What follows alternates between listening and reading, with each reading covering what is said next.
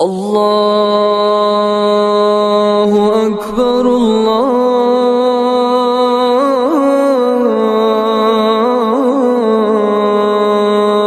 اکبر۔ السلام علیکم ورحمۃ اللہ وبرکاتہ۔ حضرات گرامی، میرے مومن بھائیوں،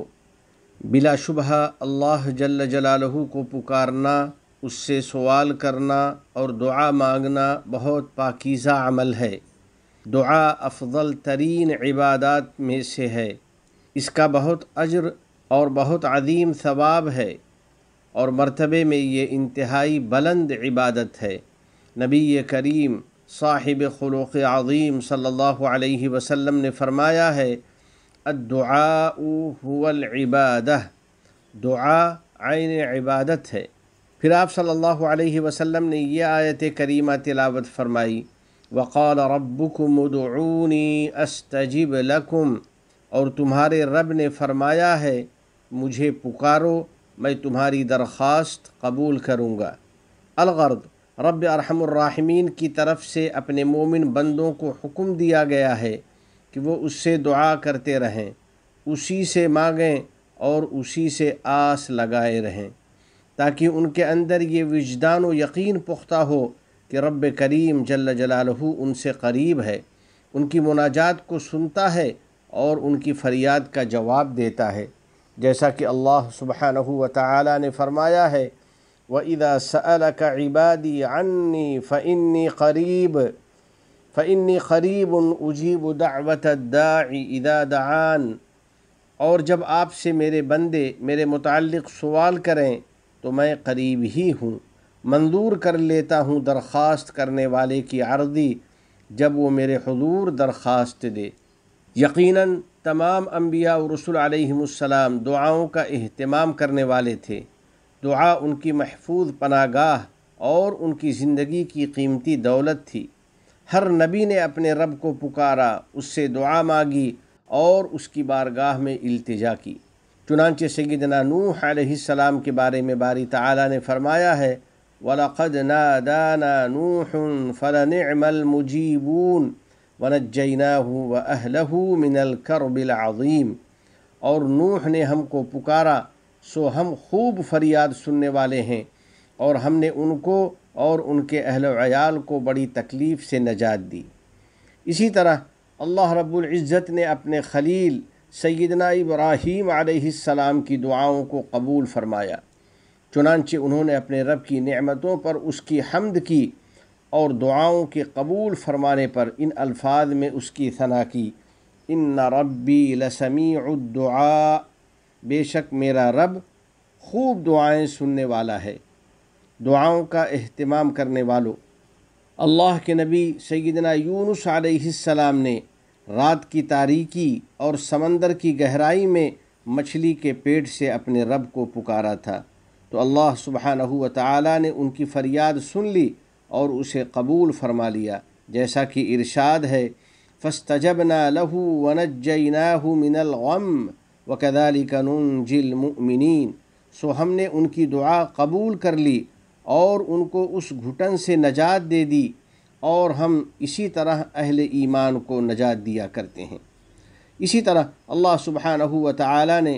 سیدنا زکریا علیہ السلام کی پکار سن لی اور ان کی دعا کو قبولیت سے نوازا، جیسا کہ باری تعالی کا فرمان ہے، وَزَكَرِيَّا إِذْ نَادَى رَبَّهُ رَبِّ لَا تَذَرْنِي فَرْدًا وَأَنْتَ خَيْرُ الْوَارِثِينَ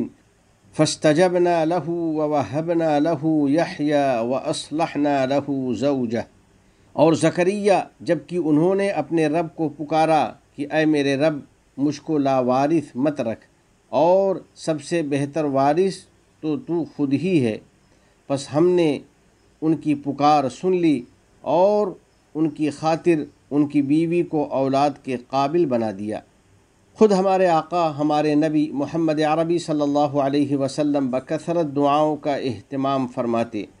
اور ہر گھڑی دعا میں مشغول رہتے، بس آپ صلی اللہ علیہ وسلم اپنے دن کا آغاز دعا سے ہی کرتے، پھر نماز فجر کا سلام پھیرنے کے بعد یہ دعا پڑھتے، اللہم انی اسألک علما نافعا ورزقا طیبا وعملا متقبلا۔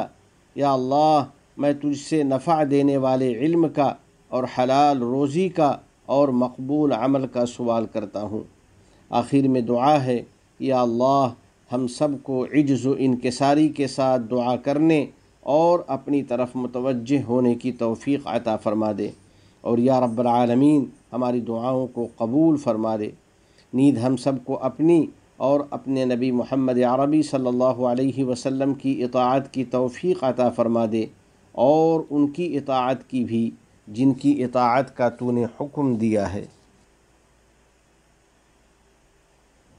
اپنے رب کو پکارنے والے مومنوں،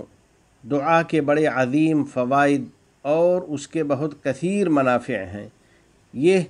ایک ایسا نیک عمل ہے جو اللہ تعالیٰ کو بے انتہا پسند ہے۔ نبی رحمت صلی اللہ علیہ وسلم نے فرمایا ہے، لیس شیء اکرم علی اللہ تعالی ای افضل من الدعاء۔ اللہ کے نزدیک کوئی بھی شے اور کوئی بھی عمل دعا سے زیادہ افضل نہیں۔ بلا شبہ جو بندہ دعا کرتا ہے باری تعالیٰ اس سے راضی ہو جاتا ہے، اس کو اپنی رحمت و عنایت عطا کرتا ہے اور اس کی دعا ضرور قبول فرما لیتا ہے، جیسا کہ رسول اللہ صلی اللہ علیہ وسلم کا ارشاد ہے، ما علی الارض مسلم یدعو اللہ بدعوت الا آتاہ اللہ ایاہا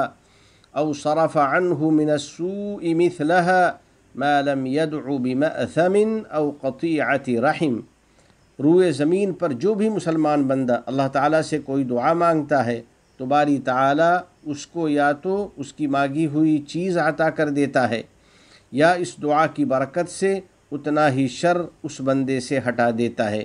جب تک کہ وہ کسی گناہ کی یا قطع رحمی کی دعا نہ کرے۔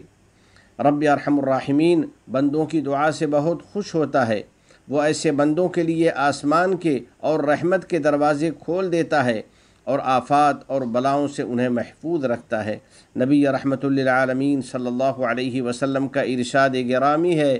لا يرد القضاء الا الدعاء۔ دعا ہی تقدیر کو بدل سکتی ہے، یعنی دعا کے علاوہ کوئی اور شے تقدیر کو نہیں بدل سکتی۔ پس مومن پر لازم ہے کہ وہ حضور قلب اور خشوع خضوع کے ساتھ دعا کرے، اور اسے زمین و آسمان کے مالک جل جلالہ کی رحمت اور اس کے کرم پر بھرپور اعتماد ہو اور دعا کی قبولیت کا یقین ہو۔ رسول اکرم صلی اللہ علیہ وسلم کا فرمان ہے، ادعوا اللہ وانتم موقنون بالاجابہ واعلموا ان اللہ لا يستجیب دعاء من قلب غافل لاہن۔ اللہ تعالیٰ سے اس طرح دعا کیا کرو کہ تمہیں اس کی قبولیت کا یقین ہو، اور اچھی طرح جان لو کہ اللہ تعالیٰ غافل اور لاپرواہ دل کی کوئی دعا قبول نہیں فرماتا۔ جیسا کہ ہمیں معلوم ہے کہ دعاؤں کی قبولیت کے کچھ مخصوص اوقات ہیں، پس مومن بندہ قبولیت کی گھڑی میں دعاؤں کا اہتمام کرتا ہے، جیسے نماز کے سجدوں میں اور تہائی رات میں، اسی طرح اذان اور اقامت کے درمیان۔ اسی طرح وہ دعا شروع کرنے سے پہلے اللہ کی حمد و ثنا کرتا ہے اور نبی کریم صلی اللہ علیہ وسلم پر درود و سلام پیش کرتا ہے،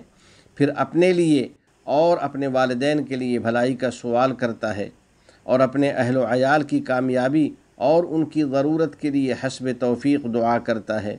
اسی طرح وہ اپنے وطن کے لیے اور اپنے حکمرانوں کی توفیق و فلاح کے لیے بھی دعا کرتا ہے۔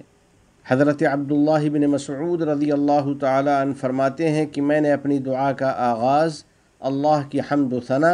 پھر نبی کریم صلی اللہ علیہ وسلم پر درود شریف سے کیا، پھر اپنے لیے دعا مانگی، تو میری دعا سن کر حضرت صلی اللہ علیہ وسلم نے فرمایا، سل تعطہ، سل تعطہ، مانگو تمہیں اللہ کی طرف سے عطا کیا جائے گا، مانگو تمہیں اللہ کی طرف سے عطا کیا جائے گا۔ یا اللہ ہم تیری بارگاہ میں عاجزی کے ساتھ دعا کرتے ہیں اور تیری بارگاہ میں عرض کرتے ہیں کہ تیری ویسی ہی حمد و ثنا ہے جو تیری عظمت و جلال اور تیری قدرت و سلطنت کے لائق ہے۔ یا اللہ ہم سب کو دین کی بھلائی اور دین و دنیا کی کامیابی عطا کر دے۔ آئیے دعا کریں کہ الہ العالمین ہم کو ہر قسم کے حسد، جلن اور شرور و فتن سے نجات عطا فرما دے، اور کرونا وغیرہ سے ہم سب کی حفاظت کر دے، تمام گناہوں ہر قسم کی خرافات سے ہم کو بچا لے، ہماری اولاد کو ہماری آنکھوں کی ٹھنڈک بنا، ہم پر باران رحمت نازل فرما، ہمارے والدین، عزیز و اقارب اور پوری امت مسلمہ کی مغفرت فرما، متحدہ عرب امارات اور عالم اسلام سمیت پوری دنیا کو امن و امان کا گہوارہ بنا، اس ملک کے حکمراں، عوام اور مقیمین کو ہر قسم کے شرور و فتن سے محفوظ فرما۔ وفقنی اللہ و ایاکم لصالح الاعمال، وصلی اللہ علی سیدنا و نبینا و حبیبنا محمد وعلى آلہ وصحبہ اجمعین وعلى من تبعهم بإحسان إلى يوم الدين، والسلام علیکم ورحمۃ اللہ وبرکاتہ۔